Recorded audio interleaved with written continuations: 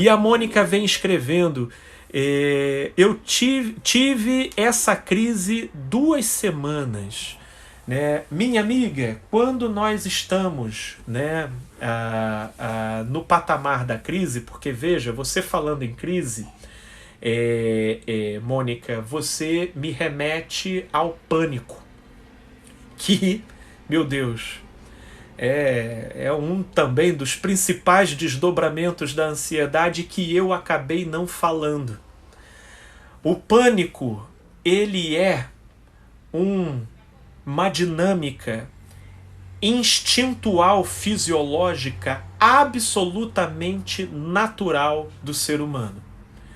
Só que o seu acionamento se torna artificial pelo modo como a imaginação vai configurando a visão de mundo da pessoa.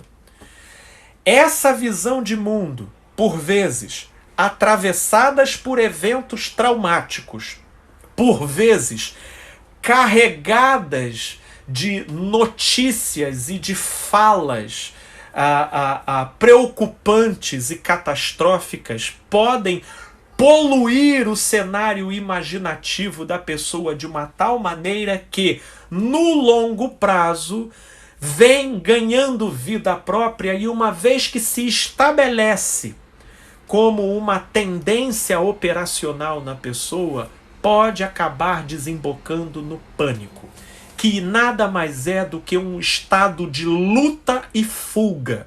Por exemplo, você quer ver uma manifestação normal e natural do pânico? É eu te pegar e te colocar de frente para um leopardo. Entendeu? É isso que eu costumo falar com os meus pacientes. Você vai fazer a distinção entre a normalidade do pânico e a sua anormalidade é da seguinte maneira: se eu abrir aquela porta ali do meu quarto e tiver um leopardo ali, meus amigos, vocês podem ter certeza, tem até uma rede aqui na janela do meu quarto, entendeu? Mas eu vou, por causa do meu filho, né, eu moro em prédio, eu vou rasgar essa rede com meu dente, entendeu? E vou chegar no terraço de uma forma que depois vai ser difícil até para mim mesmo explicar como eu cheguei lá. O que faz isso é uma carga excessiva de adrenalina que é liberada pelo cérebro como forma de você engendrar um mecanismo emergencial de preservação da própria vida. Né? De duas uma, ou eu posso partir para esse tipo de reação, ou eu posso partir para cima do leopardo e seja o que Deus quiser. Né? Mas enfim, numa reação de luta e fuga, com uma carga exacerbada de adrenalina no organismo, depois desse evento, até o próprio corpo passa por um certo padecimento. Você já passou por um nervosismo tão grande que chega depois ao ponto da sua carne ficar tremendo? Descompensa a gente todinho. Agora, para imaginar, eu citei aqui, no caso, um cenário que tornaria o surgimento do pânico algo normal.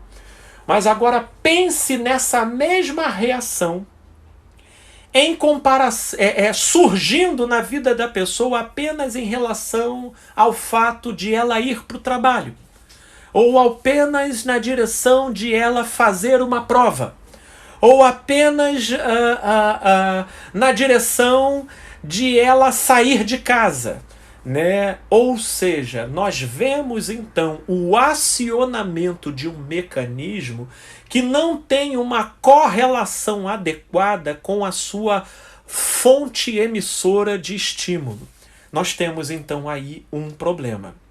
Né? E aí depois eu quero até me desdobrar, porque existe o transtorno do pânico, existe o episódio de pânico, o transtorno do pânico e a síndrome do pânico.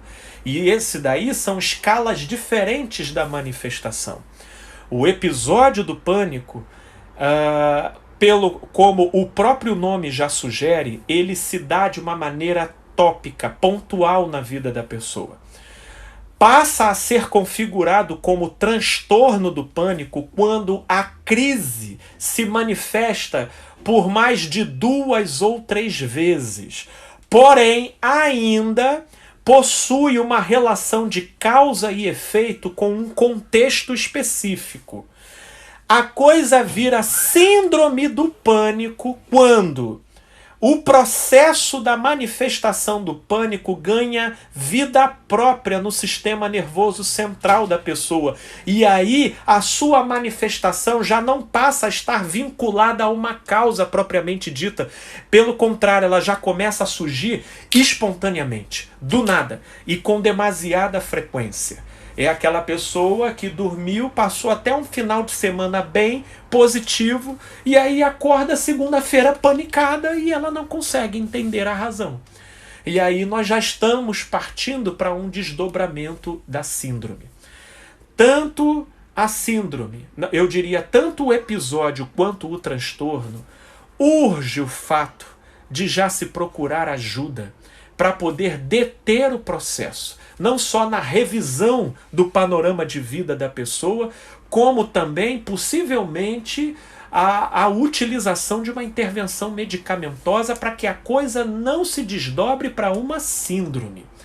E uma vez que já tenha virado síndrome, não se turbe o seu coração. Ainda assim, tem tratamento, embora seja um pouco mais prolongado, mas tem tratamento.